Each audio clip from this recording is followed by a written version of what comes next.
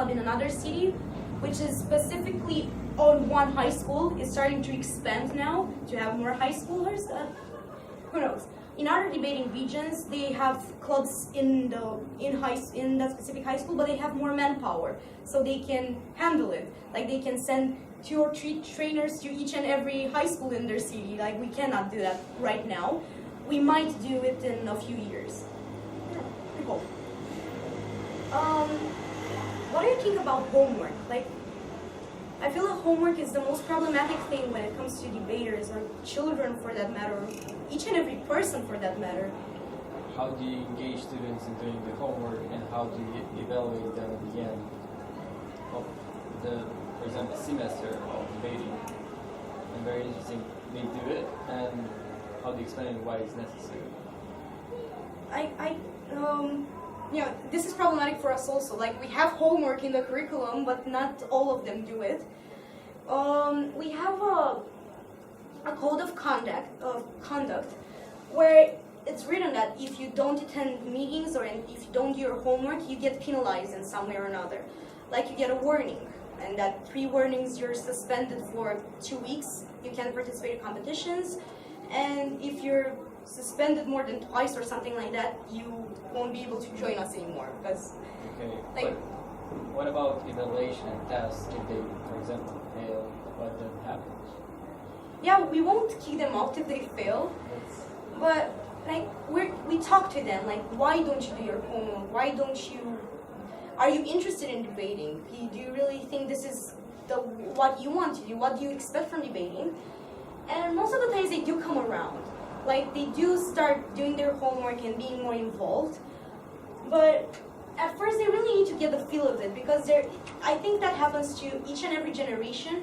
Like there are specific debaters that are, natural debaters and start raising their hands, being the teacher's pet and trying to be liked by the other trainers, and the other ones just check out their phones and play some tic-tac-toe during your training. And that's a bit frustrating for you as a trainer also. I don't know if does that happen to you also, like when you give a training to your students? I mean the mobile, Yeah. the use of mobile. How? We don't allow the mobiles. Yeah, we don't allow them either, but they still get something to do. Like I think it's a survival skill for children. We did that also during class. I don't allow mobiles. I actually encourage them to use mobiles, and I just like make really hardcore fun of them when they're not paying attention. Like, I just really make them stand out when everybody is paying attention, and there's one guy checking his mobile phone, like acting like I'm his math teacher and I can't see him, and I just make sure that everybody sees what he's doing, and he's like ashamed, and he puts it back and he's paying attention for the next half an hour. Sometimes this works. Yeah, some public humiliation is also good. Yeah, public humiliation, that goes in. Public humiliation also goes when trying to convince them to make their homework, because I didn't know that you're using this technique, but I also ask my debaters, my first comers, to start bringing one article of news every time we meet up at the next meeting. And then I ask them all to read that article of news and tell me what they understand. And then that's funny because some of them bring me news like, I don't know, some footballer guy just hurt his leg or something, and somebody brings relevant news, which is cool and important and stuff like that. And I compare them, and I make the ones that bring cool news and that did their homework, I make them feel appreciated. And the ones that didn't, I make them feel like, not necessarily ashamed, but I try to create this atmosphere where they want to be appreciated. So they're going, next time it's more probable that they're going to do their job. Yeah, like for example, when we had our debate meetings and there were some specific debaters that really read the news and knew a lot of stuff that's going on that week, we have a coffee thingy where you get your coffee and hot chocolate, and we just give them some hot chocolate. And they feel really good, and the other ones feel a bit frustrated because they could have gotten that chocolate if they just did their homework. So yeah, so the big problem apparently is motivating them. How do we motivate kids? Like apparently we have chocolate, candy, but feeling good about themselves, but Do you call them parents? no. No, we don't. Like, we have a lot of issues with parents that come and say, I don't think debate is good for my child. How is she developing? Is she good? Do you think she has a future in this? And we try to motivate the parents by telling them, yeah, she has a lot of potential. You need to encourage them more, and stuff like that. Like, parents really need to be supportive. I always like to keep like parents meeting. Yeah. I always do that, and not everybody comes. You know, there are parents which are not really interested about what their kids are doing, and I find it extremely obsessively wrong. But anyway, some do come, and I think I'm gonna implement some system of reward. You know, like if your parent comes to the parents' meetings, I'm gonna give your parent a chocolate to give it to you. You know, something like that, because I found out that when parents come to the parents' meetings and I bring up all the material and I tell them what it's all about and I give them some examples of some good results we had back in the days and something, they are extremely okay with the idea, and they say, oh, but we want them to come, but is it the problem they are late and stuff like that. And they're really engaged in this process, and I actually made some really cool friends, like parent friends who were coming to debate competitions just so we can have a beer and stuff like that. So Yeah, I think we it can. works sometimes. I think we can make an exercise for us to, I don't know, develop a curriculum for, like, I don't know, let's say a senior debater, because I think that's harder than for ninth grader. So first of all, let's follow the steps. What are the problems you see with senior debaters in your country? Like, are there any specific problems you see or things that you want to solve for senior debaters? They're arrogant. Arrogance. Yeah, that's a problem. What age are we talking about? 17, 18.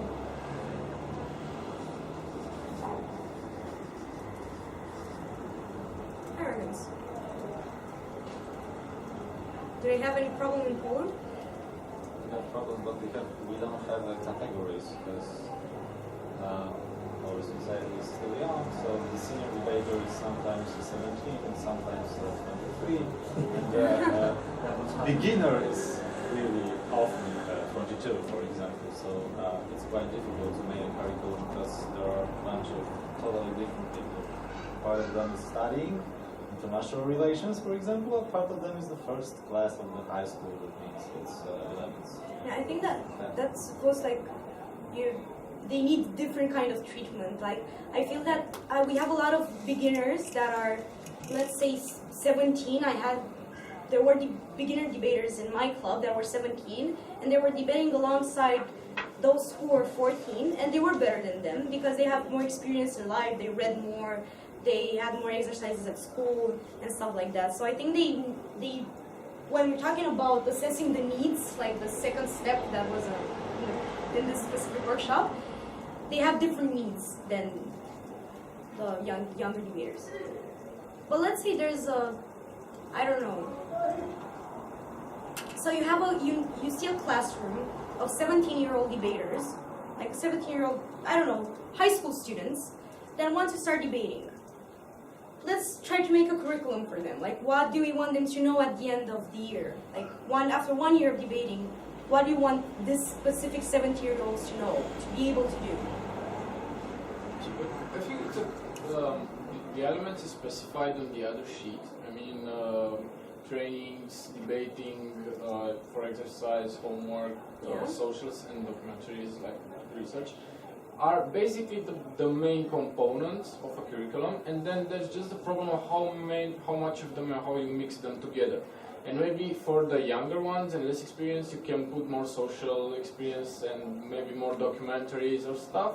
And for the more experienced debaters, you need to put more debate trainings, more specified and more serious trainings, and on topics which are more complicated and stuff like that. So I think that those first elements that we've got there on the other sheet are like a good place to start, and then mixing them up together should give us the result we are looking for. Yeah.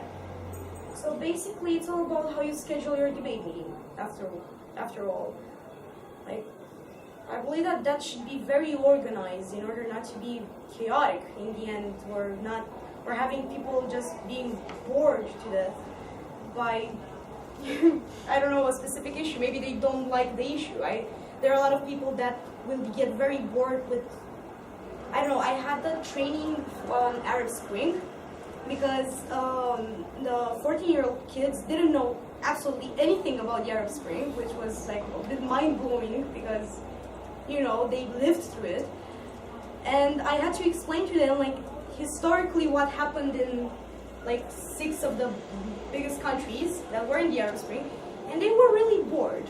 Like, when you have only theory in a training, nothing really happens because it doesn't stick. So you have to push them to react. Like, most of the times I take the pupil that looks the most bored and ask him something, and he would answer because he has to answer. Or else. What I find it works with this more experienced debaters is I usually think about exercises which are more challenging for them, you know, because they need to have a challenge, a bigger challenge, and always rise the bar. And a great exercise that I've done, it was like I prepared the speech and I delivered the speech on something like was related to religion, and then I asked all my experienced debaters to hold a speech like refuting my arguments, and they're all excited. Oh, we have some good quality arguments to refute, and we haven't done this in a while, and this is a worthy opponent, and I have to give my best, and it worked out pretty well. I mean, they really struggled to have a really good speech, and I think that it's important to keep challenging them for their skills and never allowing them to think, oh, I know enough, I've got this, I'm an expert right now, so I don't have anything more to study. This is also dangerous because if you have like a really good practice debater, it can kick your ass if you're not well prepared. So yeah, but you have to take up the challenge, and I think it works sometimes. What about the keeping of the equilibrium in the group? I mean, there are, of course, those people who are more open to debate than those who are closed. How do you keep the equilibrium, and how do you set the task? Because obviously between them there's a big difference, and they will not properly develop like in equal way. So do you do individual work, or do you set individual tasks about this? I'm also, so what are you asking? I'm asking because, I mean, there are like good debaters, like proper, like born something debaters, okay? And there are like closed guys who don't know how to public speak. So how do you maintain the equilibrium in the group? Because that one who is closed in a year or half a year, maybe he will just quit because he will think he's not too good. Another training we had in the curriculum this year was about anxiety and fear of public speaking, and things that were especially made for the ones that are afraid of public speaking. So the other debaters that are not afraid of doing so, like the beginner debaters, would still attend, but we wouldn't focus on them because they already got that going. So we don't want the other ones to already feel very anxious about public speaking, feel even more anxious because, like, hey, I'm at an anxiety training and the other guy is just flashing around the fact that he can public speak. So we focused with this on them. Like, we give a lot of exercises like present this argument, present this speech, you are this character, we give them like you're Martin Luther King, you're Angela Merkel, you're George W. Bush or something like that, you're Obama. Here, hold the speech, pretend you're them. And they find that interesting and funny. We try to give them characters they know, because like 14-year-old girls don't really know who Angela Merkel is. It happens because they don't really have that much connection to news. So we try to give them like more funny characters, like, yeah, like something like that. You're Superman. You're trying to save the world. You're trying to convince people to be better. Hold a speech, or you want to motivate people to, I don't know, to not be shy anymore. You're a shy person. You want to motivate people not to be shy anymore. Hold a speech on that, and they do it, and that gives them courage. So yes, we do focus on individual problems. Like if there's one specific debater who's more arrogant than the rest, we talk to them. Like we explain why arrogance isn't something good. It will never help you in a debate. I think once someone is really arrogant, the best way is just to kick his ass by yourself. That's the best way. In our country, we always have mixed group with different levels, but we also mostly do exercises for the techniques, like communication, so it's something difficult, but the easiest way to challenge everyone in the equilibrium is just to give them different motions. When I see someone is just shy, I give him something simple from policy motions, closed motions like legalizing marijuana. And when someone is really good, is getting evaluated. Yeah.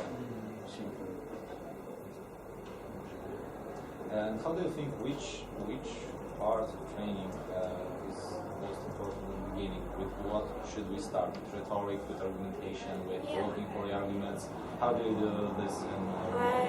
For example, what we did was like, no matter the case, we always do the beginner's training that covers everything, and kids don't really understand anything from it. So that's why we break it down for the rest of the weeks.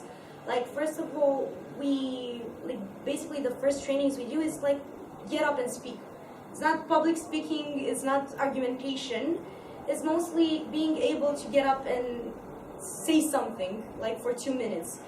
Because I believe that anxiety is something very common between young debaters. So this is why we focus on that first. Like these are the first exercises, and then we try to build arguments. Like this is the most important one. If you are able to deliver a very non-structured speech, then the next step is try to structure it. Like we do exactly what we learned in the last workshop that was here.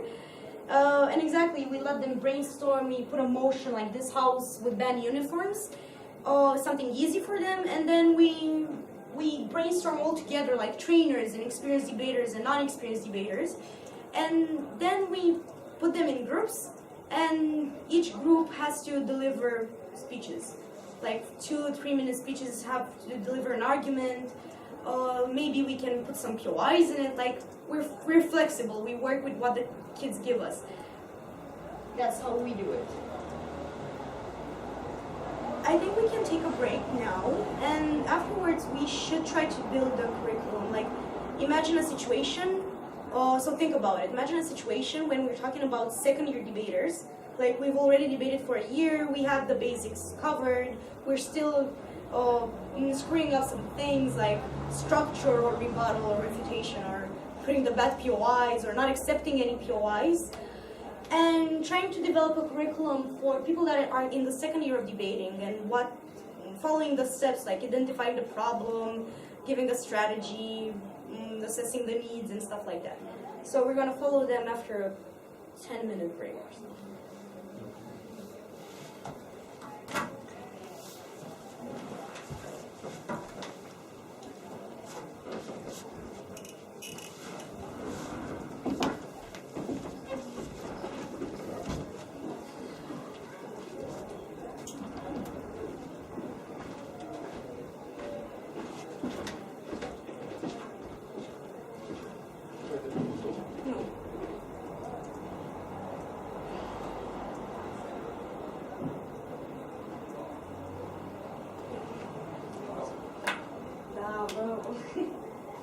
N-am place cu mâini puțin și să fiu fericită.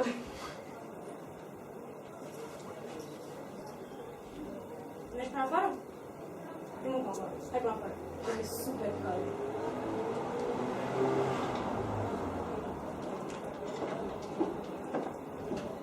Cum ți se pare așa? Chiar sens.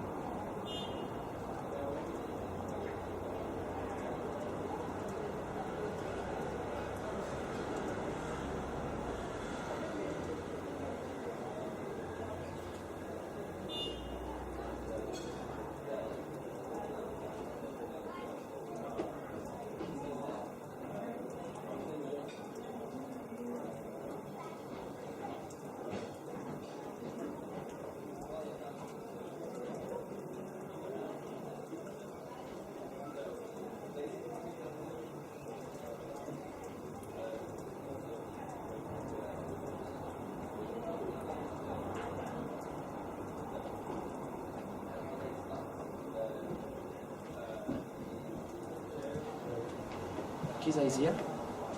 Sorry? Kiza is here. Kiza. Don't know. Okay. Because I'm looking for the other camera.